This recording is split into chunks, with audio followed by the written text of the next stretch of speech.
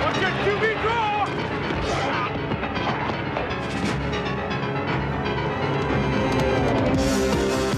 The 1986 NFL season began with 28 different teams in the championship chase, each charting a course they hoped would take them to a title.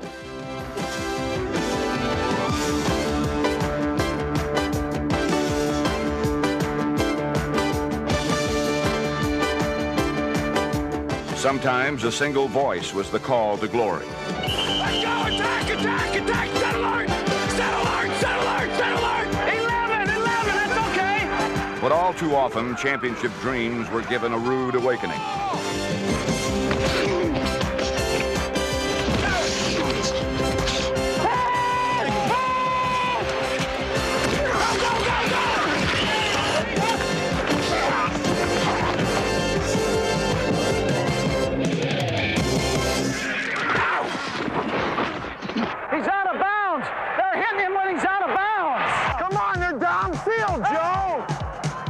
Downfield, Ben! They had that lineman downfield! Hey, he's grabbing the outside backer! He just grabbed the outside backer! Oh, no, that's naughty. He wouldn't do that. Slowly, the process of elimination pushed lesser teams out of contention. As autumn's colors gave way to November's frost, the playoff hopefuls had dwindled to a precious few.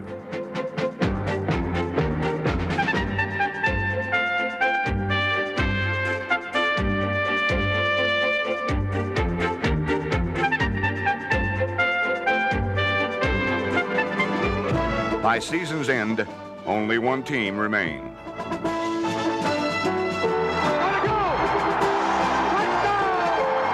And the Giants are going to the Super Bowl. 28 teams began the championship chase, but in the end, only one of them could truly be called giants among men.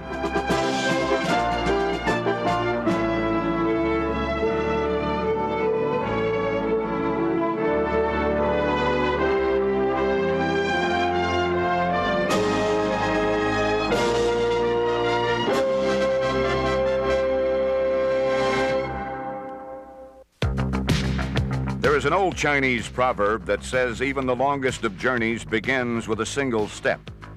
The New York Giants Marathon Odyssey of 1986 actually began the year before amidst the icy chill of Soldier Field in Chicago. When the Giants were beaten by the Bears in the 1985 playoffs, the first seeds were sown for the championship season that was to follow. A bitter lesson came from the 21-0 defeat, a lesson that would serve the Giants well in 1986. If there's one thing we learned from the Chicago Bears last year, is that the intensity level they played at was extremely high. And we always thought we were an intense team, I think. And we found out from them that we have to step it up just one more notch. Sure, I think we have the horses to go all the way. But what you don't have, or what we don't have, and we won't know that we're going to have them until we need them, are the breaks and players staying healthy.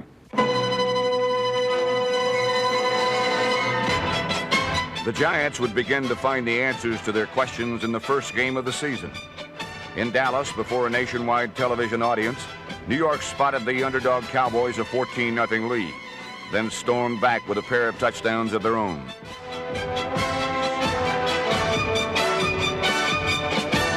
Quarterback Phil Simms put the ball in the air 45 times for 300 yards, and his third touchdown pass of the night, a juggling catch by Bobby Johnson, gave the Giants a 28-24 lead late in the game. However, the Cowboys mounted a late rally, and when Herschel Walker scored in the final moments, New York was handed a stunning defeat. But losses would be rare from then on, and the Giant defense would never allow this many points in any game the rest of the year.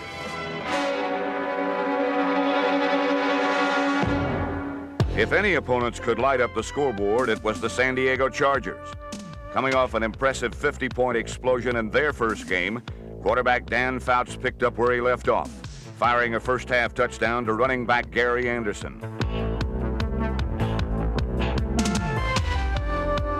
But that was the sum total of the Chargers' output as San Diego stumbled the rest of the way. Fouts suffered one of the worst days of his career, throwing 5 interceptions, including 2 each by safeties Kenny Hill and Terry Kennard.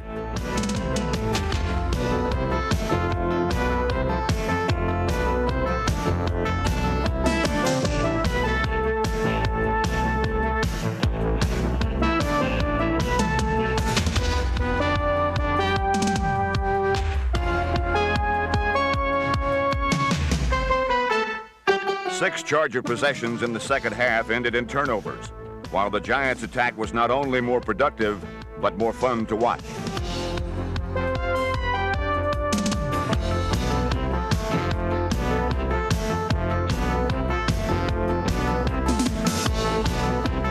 Touchdowns from Joe Morris and wide receiver Lionel Manuel made the Giants' home opener a successful one. The game also marked the year's first Gatorade shower for head coach Bill Parcells, who would endure this soggy victory ritual nearly every week for the next 5 months. Victory would not come easily the following week as the Giants journeyed cross-country to face the winless and angry Los Angeles Raiders. The Silver and Black led 6-0 at the half, but then Joe Morris sparked the Giants, who went on to win a game many expected them to lose.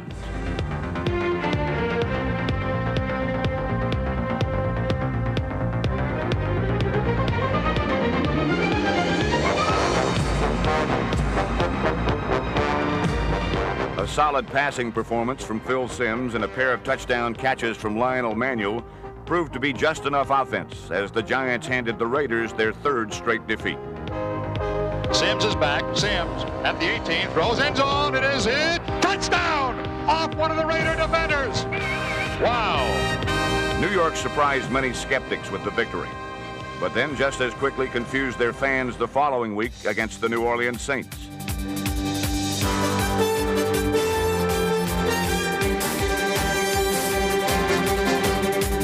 The Giants were expected to make short work of the struggling Saints, but midway through the second period, the boys from the Bayou had a shocking 17-0 lead and seemed firmly in command. But any celebration on Bourbon Street was cut short when the Giant defense took over, shutting New Orleans out the rest of the game while limiting them to less than 200 yards in total offense.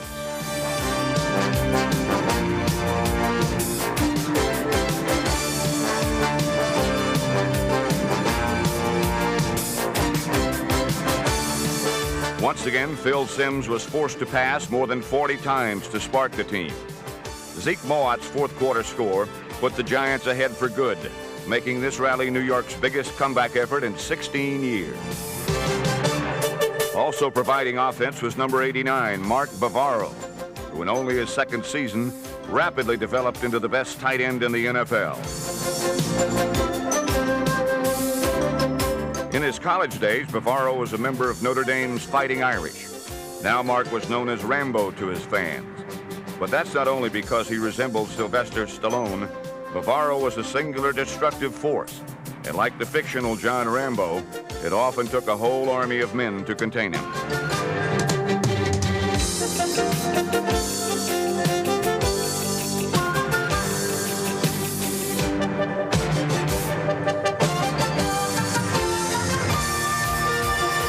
In 1986, Bavaro battled his way to more receiving yards than any other tight end in the NFC.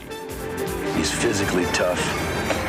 If there's a little weakness that we point out to him, the next day he's out working on it. He's just the kind of guy that if you had to go into the trenches tomorrow, that's the kind of guy you'd like to be in the trenches with. In the win over New Orleans, Bavaro reinforced his rugged image. Against the Saints, he caught 7 passes for 100 yards after he had 2 teeth knocked out. Even with all his teeth, Bavaro was a man of few words. He intimidated his opponents with sheer physical ability and often scared his coaches and teammates with his brooding silence. I tell you, he's a stone face, that Bavaro now. You know what the hell he's thinking. I'd hate to have to fight that son of a gun. Fortunately for the Giants, Bavaro only fought would-be tacklers, not his head coach. And don't get the idea that he never spoke. Phil Simms fondly recalled a conversation they had in 1985 in a victory over Houston. The thing was, it was late in the game. We had to happened to beat in Houston that day 35-14, and of course we were just running the ball. It finally comes down to the 2-minute warning. We're glad this game's going to be over with, and we're standing in the huddle, and the play comes in. Oh, it's slant 35. Oh, okay. And I look at Mark, and he goes, oh. And I said, he just makes a laugh. I said, Mark, what's wrong? You don't want to run that?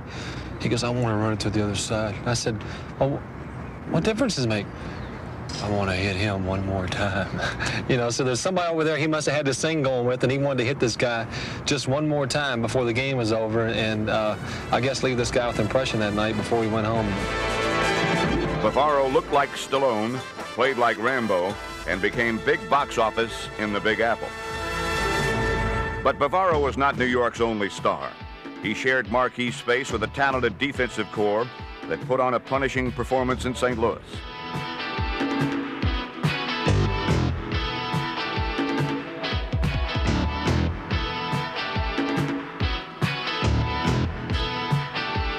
New York grounded the Cardinals with 7 sacks, further establishing themselves as one of the NFL's premier defenses.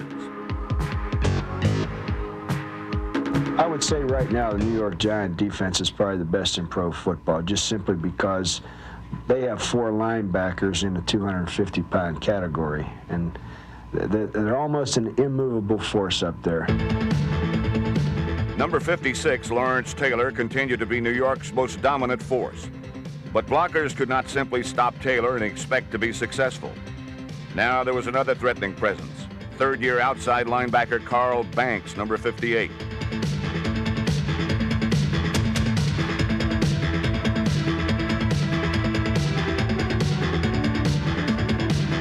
I think he's added balance to our defense.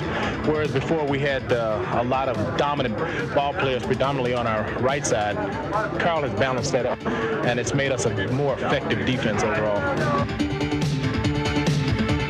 With strength at both outside positions, opponents tried the only other choice available, going up the middle.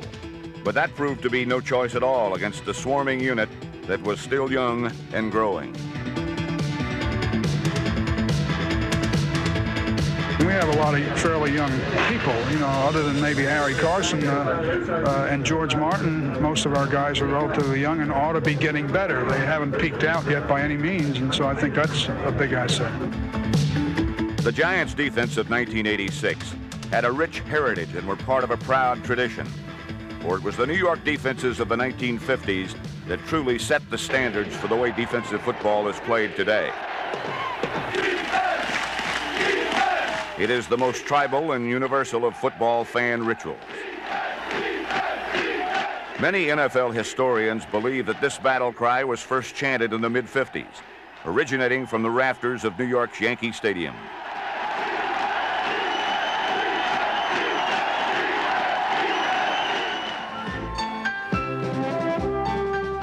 In a game that climaxed the NFL's first season of nationally televised broadcasts, millions of home viewers heard the deafening roar and watched a very responsive Giant defense. New York crushed the Chicago Bears 47-7 for the championship. It marked the beginning of an 8-year era that saw a whole new type of slugging power come to the fabled house that Ruth built. It began when head coach Jim Lee Howell added a young Tom Landry to his already talented staff of assistants. Landry's innovative mind blended together with men like Jimmy Patton, Andy Robustelli and Jim Katkavage, Rosie Greer and Dick Modulewski to produce the NFL's most dominant and difficult to detect defense of its day.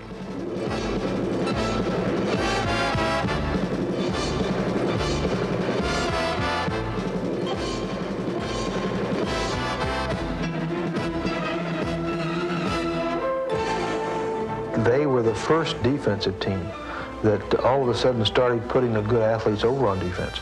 Up to that time, the better athletes, especially linemen, running backs, were on the offensive side. And all of a sudden, they started putting a little better athlete. Then also, they went and started studying offensive formations and what teams were doing, which is what Tom does. It was a first. Landry and that group had put together a defense that had certain refinements to it that the offenses hadn't caught on to yet.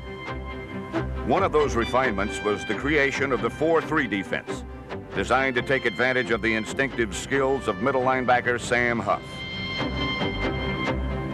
In this defense, the job of the 4-down lineman was to keep Huff clear of potential blockers, leaving him free to act as a rover, whose task was to always be in the vicinity of the football. This scheme was one of a number of ploys successfully used to neutralize New York's main nemesis, number 32, Jim Brown.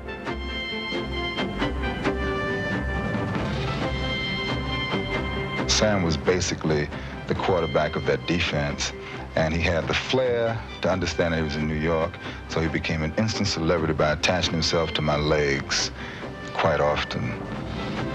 We hit him whether he had the ball or not, and we knew that we had to stop Brown because their offense was built around him. Why shouldn't you? You know, the man averaged 5.2 yards a carry lifetime. We had to stop Jim Brown to beat the Cleveland Browns, and we were able to do it because of the defense we had in those days. We played what we call the coordinated defense. We were able to shut down the gaps for him where he couldn't find the gap to get through, and we were successful, probably better than anybody. No one stops him completely, obviously. He's too great a back to have that happen, but we slowed him down enough so that we ended up in the late 50s of being in a lot of championship games, and Cleveland wasn't.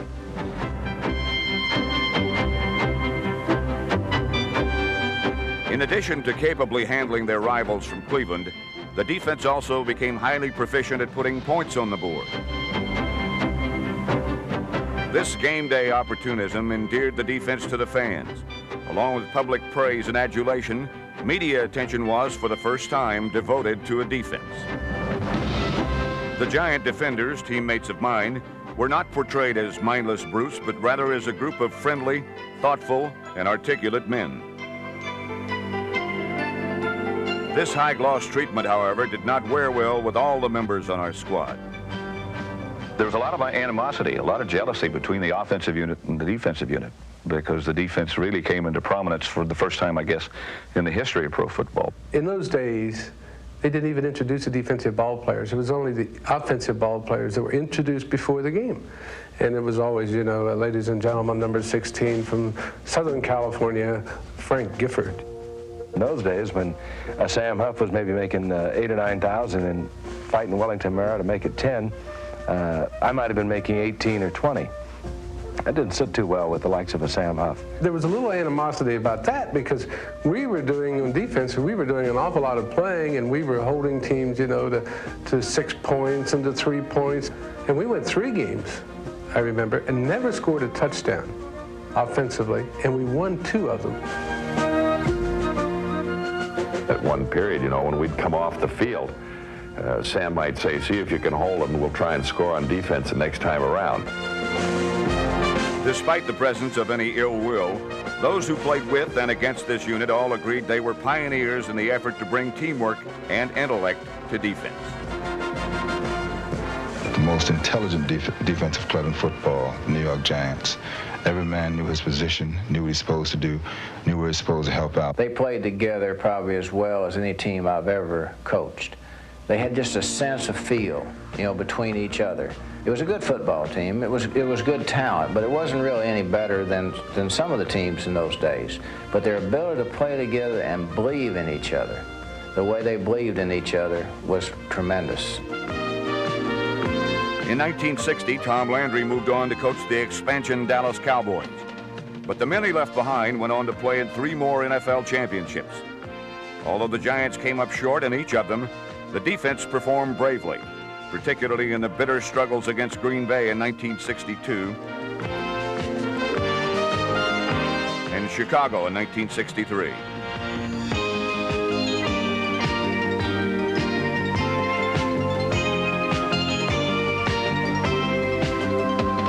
Historically, the Giants' defensive dominance ended with the title game against the Bears. While one era was passing, a new one was dawning. Various retirements and trades closed this chapter of defensive brilliance. But a symbolic seed was transplanted with Rosie Greer's transfer to the Rams, where he helped give celebrity status to LA's suddenly famous fearsome foursome.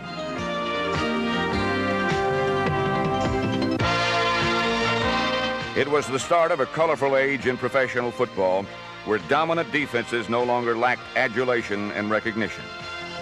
So whether they were called the Purple People Eaters, the Steel Curtain, or Doomsday, all of them owed a small debt of gratitude to a group of men who came together in New York's Yankee Stadium and who were simply called the Giants defense.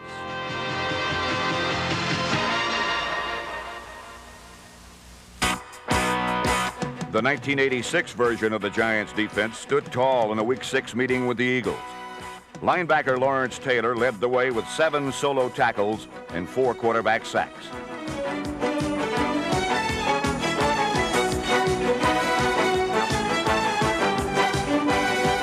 Through 3 quarters, Philadelphia was held to 0 total yards and had only a field goal to show for their efforts. The Giants, however, had no trouble scoring, doing so in a variety of ways. With blocking from fullback Maurice Carthon, Joe Morris got the first score of the game. And then quarterback Phil Simms followed by notching his first touchdown of 1986.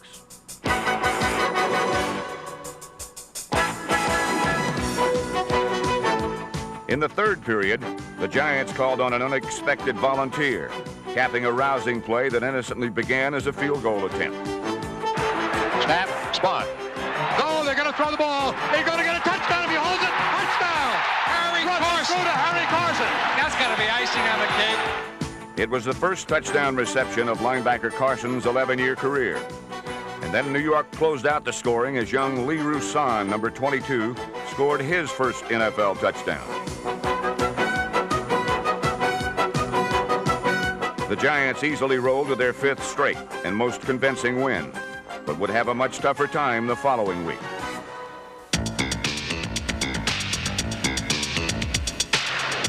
Traveling to the Pacific Northwest to face the Seahawks, the Giants used some early turnovers to gain a 9-7 halftime lead, earned by a Phil Simms touchdown pass to rookie wide receiver Solomon Miller, number 87.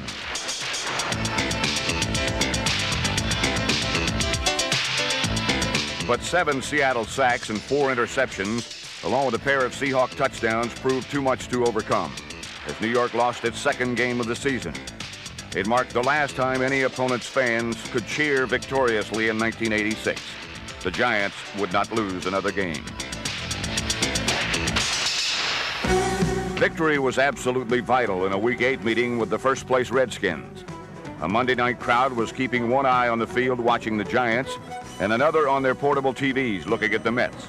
In both contests, these bifocal fans got the results they wanted.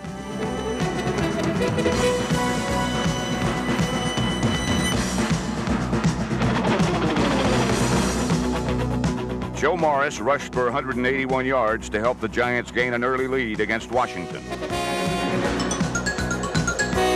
When Phil Simms hit Bobby Johnson to make it 23 in the third quarter, the Giants appeared to be in control. But 17 straight Redskin points tied the game with 4 minutes remaining. New York responded as Joe Morris came through in the game's final moments. Big play. Simms to Morris. Morris has the first. 4, 10, 5. Touchdown, baby. Yes. The win moved the Giants into a 3-way tie for first, along with the Redskins and Cowboys, who came to the Meadowlands intent on sweeping the season series with New York.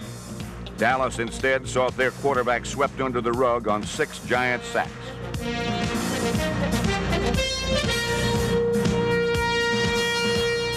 Even when the Cowboys converted big plays, the Giants had the last laugh as 3 Dallas turnovers left tears in the eyes of Texas.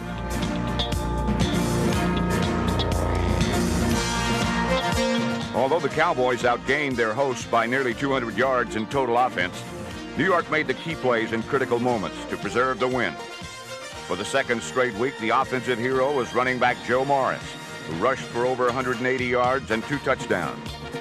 This began a series of stirring last-minute defensive struggles that continued the following week when the Giants journeyed down the turnpike for a rematch with Philadelphia.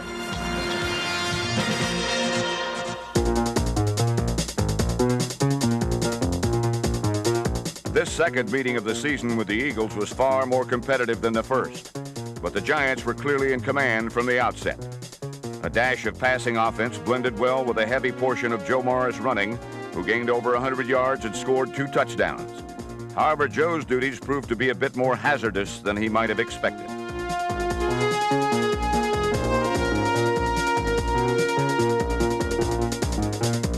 The Eagles' less than hospitable treatment to their guests was paid back with interest, as the Giants knocked quarterback Ron Jaworski out of the game and treated his replacement just as harshly, en route to 7 quarterback sacks. More of this intensity would be needed a week later in one of the season's most pivotal games.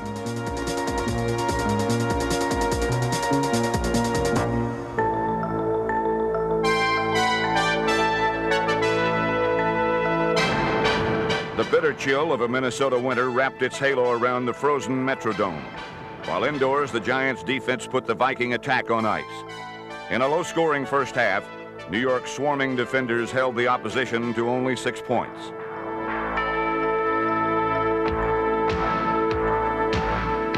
Meanwhile, kicker 𝐀𝐫𝐭𝐒𝐜𝐢𝐞𝐳𝐜𝐞𝐖𝐞𝐞𝐤𝐥𝐲 supplied the offense, booting 4 field goals. And with Joe Morris acting as a decoy, Phil Simms fired a fourth-quarter touchdown pass to Bobby Johnson, giving New York a 19-13 lead.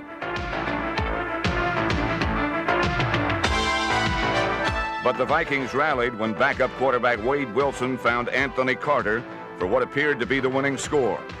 With barely a minute to play, the Giants trailed 20-19 and were in deep trouble. It was this moment that Phil Simms stepped forward and orchestrated the most important drive of his career. Simms was at his combative best, making play after play when the Vikings should have buried him.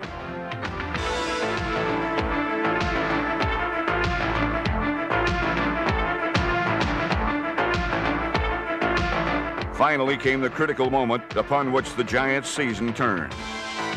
Simms is going to be down behind his center on this play. The shotgun wouldn't work. There's too much noise. 𝐀𝐫𝐭𝐒𝐜𝐢𝐞𝐳𝐜𝐞𝐖𝐞𝐞𝐤𝐥𝐲 comes in motion to the right-hand side.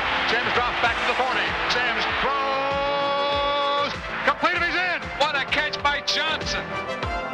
This clutch play not only set up 𝐁𝐫𝐿aigre's winning field goal, it told the Giants they could win, no matter how difficult the situation.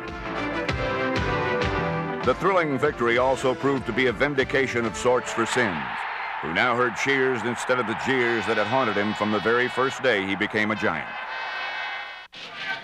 New York Giants first-round selection. Quarterback Phil Simms, Morehead State.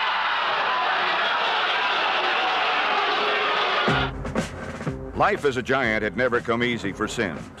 His early seasons ended with injury. For nearly 2 years, he was benched while others performed. But through it all, Simms survived. And in 1986, he became the winningest quarterback in pro football. His performance provided not just dazzle, but also the glint of steel that all great quarterbacks must have.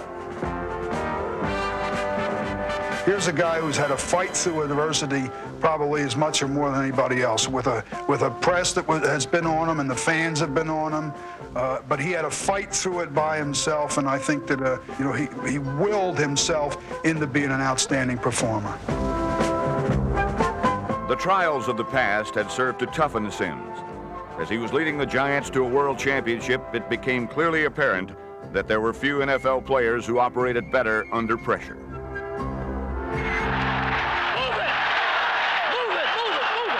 As a quarterback, I don't ever feel the pressure.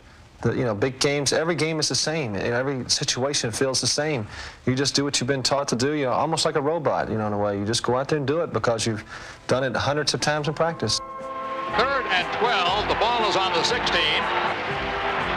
Simms is back at the 25, looking for a target. He's going end zone. Touchdown!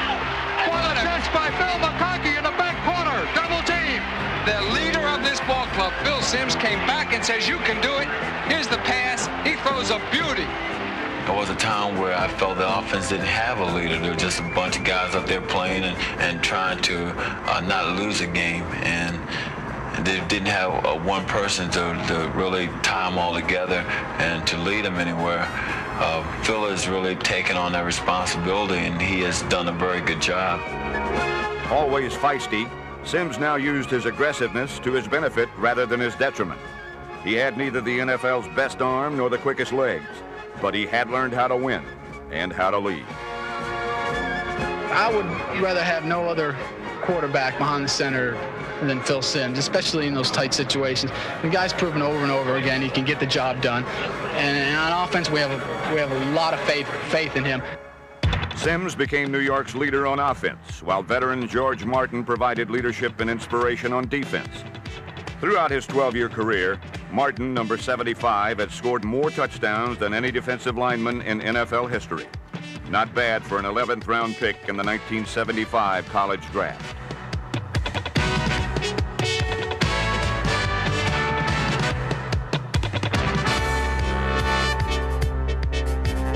On special teams, on defense, even as an occasional tight end, Martin demonstrated an uncanny ability to score points.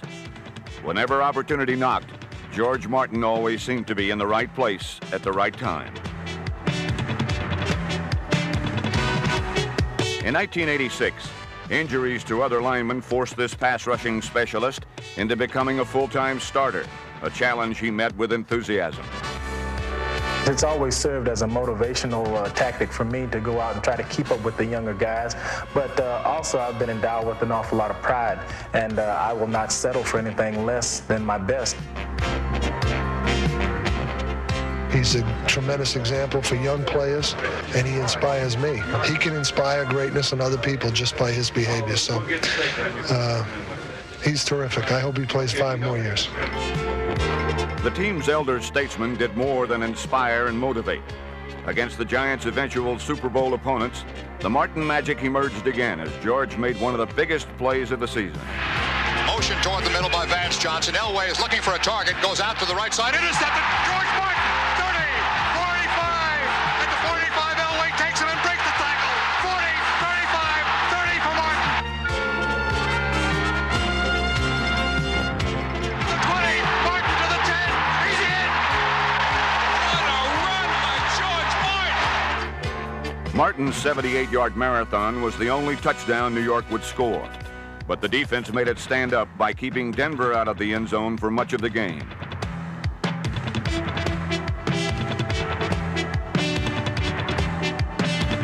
With 2 minutes remaining, Denver scored to tie the game at 16. But once again, Phil Simms came through with more 11th-hour heroics. A 46-yard pass to Phil McConkey set the stage for another game-winning kick from Raul Alegre. Snap, the spot, the kick, it's up, it is good! The two teams would meet again in the Super Bowl in Pasadena. But New York's immediate concern was in another California city, San Francisco, where the 49ers proved to be a formidable foe.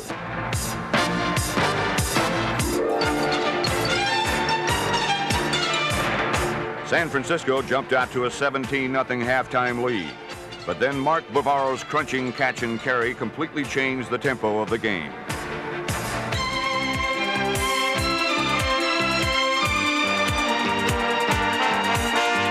Bavaro's individual effort galvanized the once sleeping Giants, who responded with 3 unanswered scores, 2 coming on Phil Simms' touchdown passes.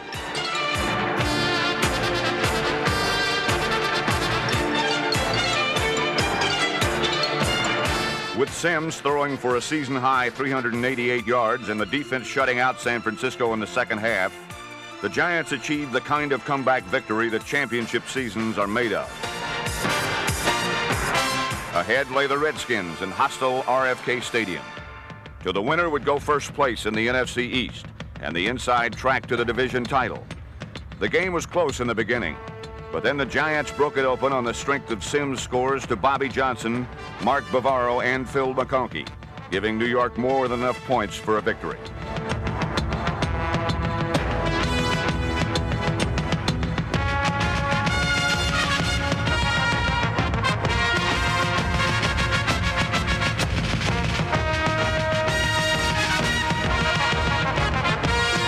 The Redskins would not be nearly as prolific. The Giant defense hounded Washington quarterback Jay Schroeder all day, forcing 6 interceptions and collecting 4 sacks. As usual, the spearhead was linebacker Lawrence Taylor, number 56.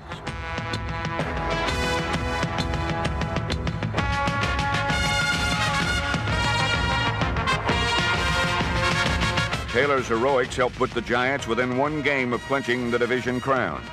It was the same ferocious form that made LT the NFL's leading pass rusher with 20.5 sacks.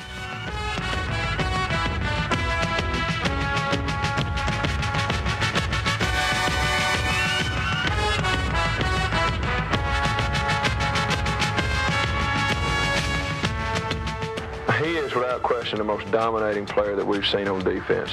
I've never seen anybody as big as he is, as fast as he is, and as relentless as he is. Yeah, he's relentless. He has a motor that never goes off. He plays the game 1,000 miles an hour, and he's really the most prolific football player that we have to face year in and year out. A phenomenal blitzer. He comes from everywhere all the time. When he hits you have to take inventory. You have to see if everything's still hooked up, and you get up and you start shaking, and you make sure your legs are there, your arms are there, and everything else, and hopefully he doesn't get there too often during the course of a game. Quite simply, Taylor spelled trouble. Throughout his career, he has posed unique problems for offensive linemen. As Comrade Dover said, you hold him, then you leg whip him. If that doesn't work, then you tackle him. I feel it's an honor anytime a team has to reconstruct their offense or do different things and to block me or to take care of me. After a 1985 campaign that was not up to his personal standards, Taylor roared back in '86 to dominate football like no other player in the game. Beyond his physical gifts, he has the extraordinary ability to concentrate, to harness great mental intensity hand in glove with his athletic ability.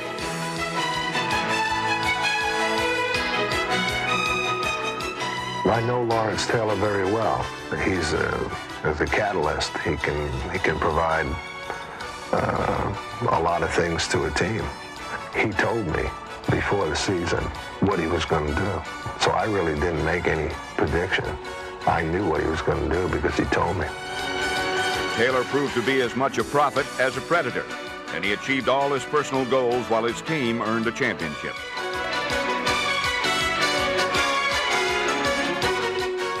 I'm not a very technique-oriented person anyway, as far as playing my position. You never know exactly what you're going to do until the last instant before the ball is snapped, and then that's where creativity comes in.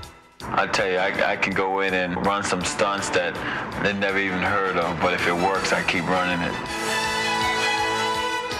I still rely a lot on instinct, on feel. If it works, it works. If it doesn't, I'm in trouble. But throughout his 6 NFL seasons, it's usually the opposition who is in great peril, not LT, a man with a bark as bad as his bite. Hey, Shula, you better hope I never get back in there. I'm going to kick your Hey, baby, let's go out there like a bunch of crazy dogs and have some fun.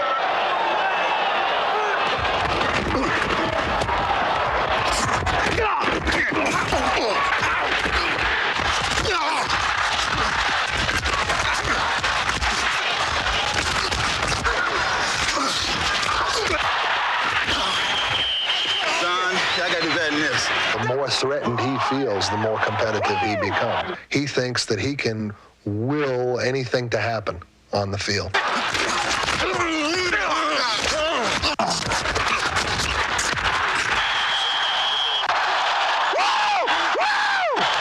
I love showing my enthusiasm for the game.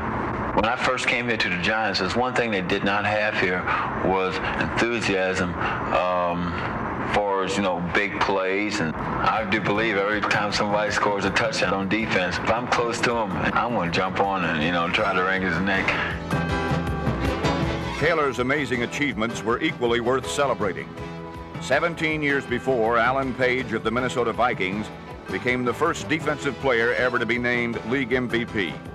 No other defender would earn that honor again until Lawrence Taylor in 1986. Taylor became the focal point of one of the league's greatest defenses, the rallying force of a powerful unit. But he was by no means the only star in the Meadowlands. In the Giants' Week 15 game with St. Louis, the entire New York defense played with Taylor-like ferocity. In storming to a team record 9 quarterback sacks, pressure came from defensive stalwarts Jim Burt, Leonard Marshall, Gary Reasons, Andy Hedden, Pepper Johnson, Jerome Salley, and Eric Howard.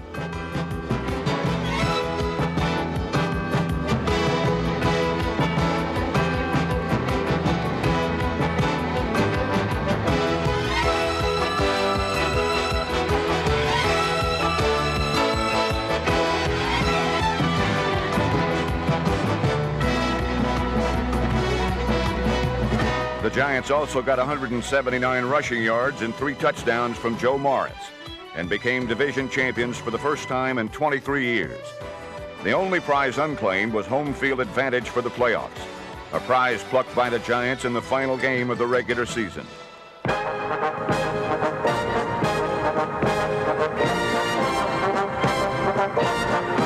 The only obstacle standing in their way was the Green Bay Packers, and the offense bowled them over, scoring the first 24 points of the game.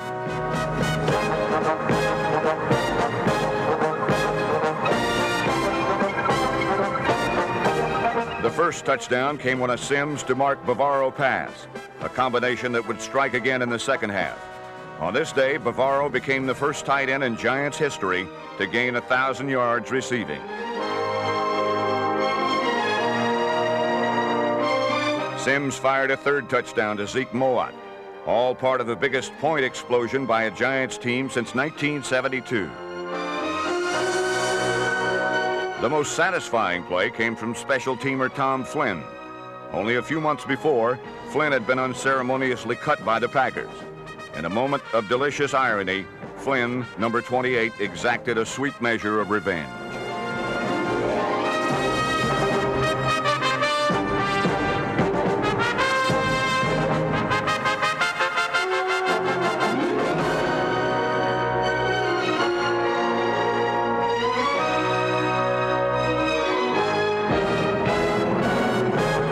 The regular season, the winningest in team history, was finally over.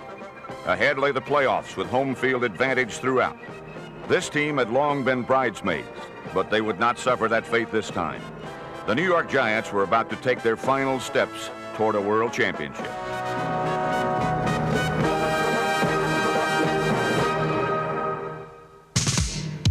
Not far from the Giants' home in the Jersey Meadowlands, a native son of the Garden State was born and raised.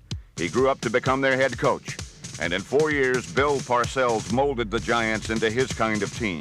Billy, make sure you remind him. They might try something big early. Yeah. Okay? Last time I told you guys that, you forgot to remember. Remember? Don't worry about doing everything perfect now. Just get out there and run like hell and catch it, all right? All right. You know what I mean? Like a street game. Parcells' players were a mirror of the man, tough, demanding, and unpretentious. In a town where 240 hitters owned Cadillacs, this was a four-wheel drive team. To such men, Parcells could be a sensitive big brother one moment, a stern disciplinarian the next. Man, when he starts, coaching, everybody's like, oh, watch out, Bill's coaching again, That means he's worried and he wants us to play well. So anytime he starts coaching, man, watch out, because the guy's on the warpath. Hey, I don't need 10 guys suggesting plays. He's calling them. Call what you want to call them. You guys shut up. When Parcells won, which was often, he became the reluctant victim of his players' mischief. Each week, with victory secure, team captain Harry Carson performed a ritual as beloved as a Taylor sack or a Morris touchdown. Fans once scurried to the parking lot to beat the traffic, but now they stayed, eager to witness the victory bath that awaited Bill Parcells.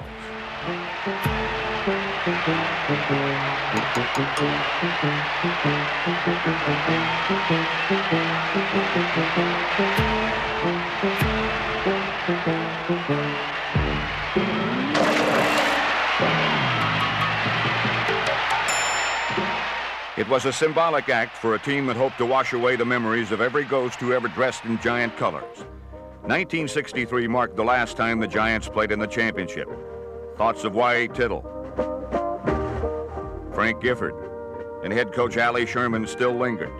Against the Bears that year, New York played valiantly but lost 14-10, a much different ending from their very first championship victory many, many years before. I think the game that in all the years that really sticks in my memory as a whole game is our championship game with the Bears in 1934. Bears had a great team. I think they came in undefeated. Bronco Nagurski was at his prime. Bronco, with the style he had of running, with his shoulders not too far from the ground. He was a tall man, about 6'2" and 220. And if you tackle him low, he'd trample you to death. If you tackle him high, he'd carry you 10 yards. At halftime, I believe we were down by 13-3, and we were pretty well beaten. The field was absolutely frozen. Ray Flaherty, who was our captain and an assistant coach, had come from Gonzaga University in Spokane, and he remembered that in one of his college games, his team had worn sneakers on a frozen field, giving them a great advantage. We couldn't find a sporting goods store in New York that was open. We had an assistant clubhouse man named Abe Cohen with us, who also worked for Manhattan College. We put him in a taxi cab and sent him up to Manhattan College to get the shoes for the basketball team, the sneakers for the basketball team. Just before the second half started, he had 12 pairs of the largest sneakers he could find, so we put them on. And we could see him putting on tennis shoes in there. Well, we thought, oh, heck, that's foolish. That's not going to help them. We're going to walk all over their feet. Right away, we sensed something was wrong because they had good footing, and we didn't have good footing. And we were slipping and sliding around, and they were running all over us. And they started just piling up yardage and getting in position, and they ended up beating us 30-13. They just outsmarted us, I guess. That was about the size of it. It was legal. There was nothing wrong with it. But I remember during that game, George Halas would come out on the field, and he'd look at those sneakers and just shake his head, walk off grumbling. In the first round of the playoffs, the Giants needed no special shoes, but the 49ers could have used form-fitting gloves. Montana looking right, swing pass. Rice has got it to 40, 35, 30. He's going to go. He dropped the ball. Knocked out of his hand. He picks it up near the goal line. Lost it again. Giants have it. Oh, they need a big play. They did get it. This squandered opportunity early in the game devastated San Francisco, and they never recovered from the shock. The Giants battered the deflated Niners, holding them to under 200 yards and forcing 4 turnovers, while piling up the third most lopsided playoff win in NFL history.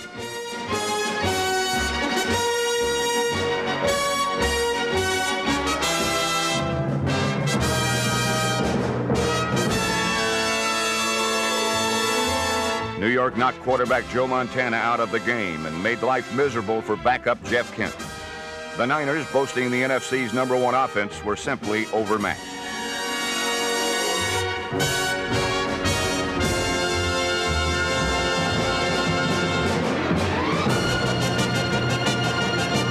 While the walls caved in on San Francisco, Phil Simms' pass protection was near perfect.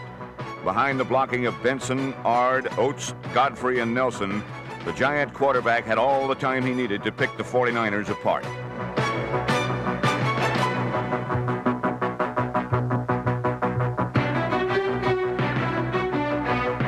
The Giants' first score of the day came from a familiar passing combination. Simms is looking for a target. Simms, end zone, touchdown Bavaro! Simms threw a second touchdown pass to Bobby Johnson and entrusted ball-carrying duties to Joe Morris. During the regular season, the Niners held Joe to only 14 yards. They weren't as successful this time. Pitch in the backfield, Morris coming left across the line of scrimmage. Gonna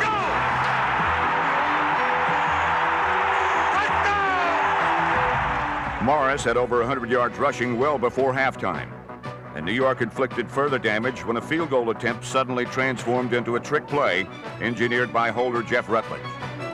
The flustered 49ers were powerless to stop a completion to Mark Bavaro that set up yet another New York touchdown.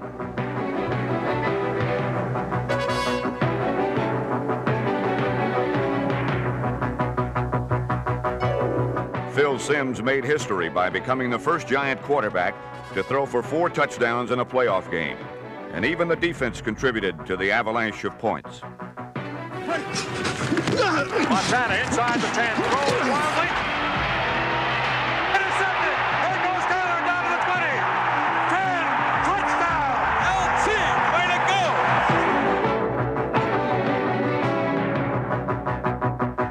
Joe Morris' second touchdown of the day closed out the biggest playoff scoring spree in team annals. Having seen their heroes pour on the points, the fans now awaited the victory shower that was sure to cascade on Coach Bill Parcells.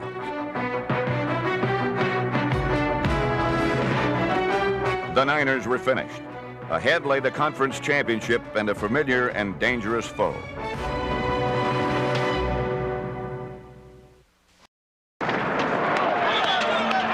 For the third time in the same season, the Giants would face the Redskins, this one for the NFC crown.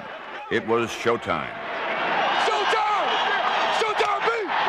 It's showtime, baby! Showtime! This is the one you work for all your life right here, okay? Just sprint your tail down the field and make the tackle inside the 20. All right, let's go!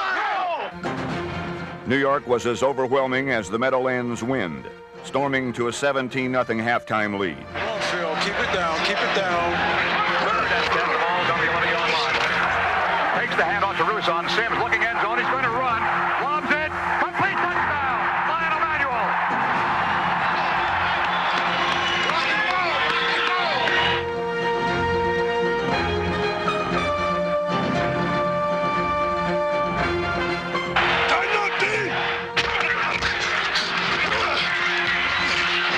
First and goal.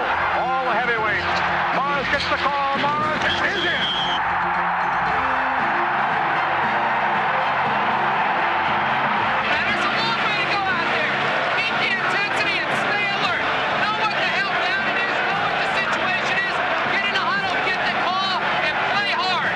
Now left-hand side by Sanders. He cuts back again.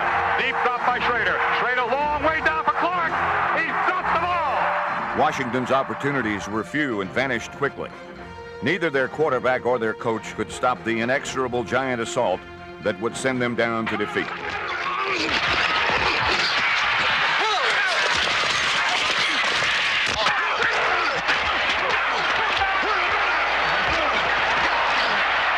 The Redskins were a beaten team, the Giants Super Bowl bound. All that remained was the final gun, the glory, and the Gatorade. The Giants are going to the Super Bowl. Some of the hardest hits of the afternoon as the Giants slammed each other on the shoulders and head.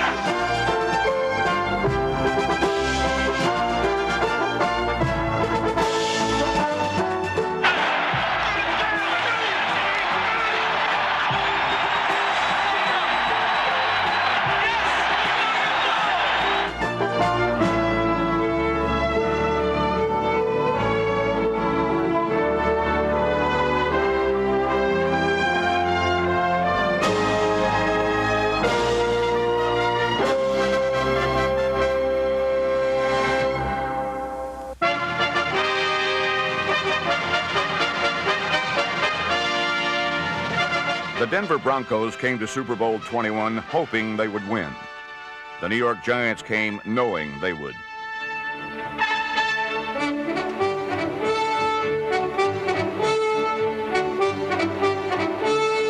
The Giants had bullied and beaten opponents all year.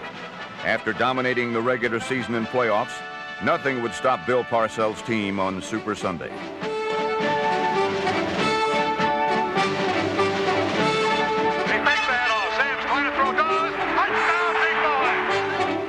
New York took an early 7-3 lead, but easy victory disappeared on the vapor trails made by John Elway's right arm. Elway's one-man show played center stage in the Giant end zone. Motion to the right by Jackson. Elway's going to run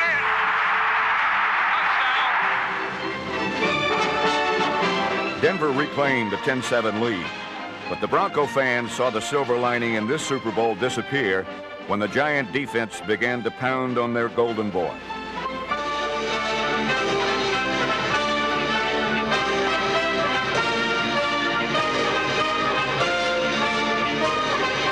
going into a shotgun formation here. Got the ball. Backs up to the 2. He's in the end zone. Got him. The safety was worth more than 2 points, as it marked Denver's demise and the beginning of Giant superiority. In the first half, the Giants were characters in the story. In the second, they authored the script for Super Bowl 21. Mark Bavaro's touchdown began an onslaught of Giant points.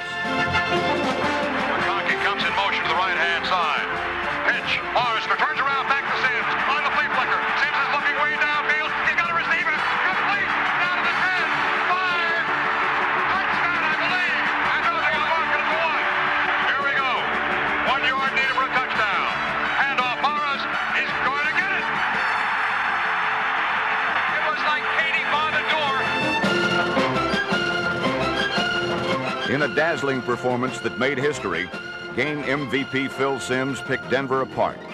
The Giants scored 30 second-half points to set a Super Bowl record.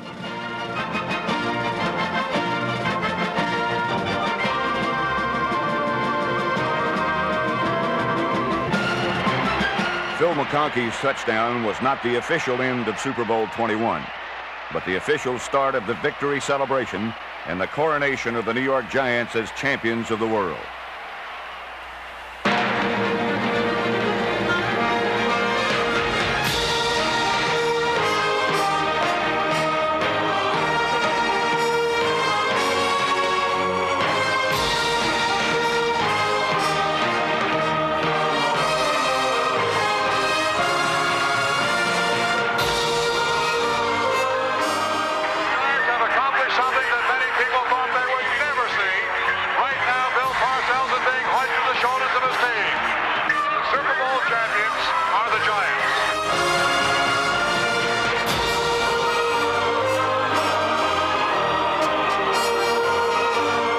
The tough guy Giants, a pick and shovel team,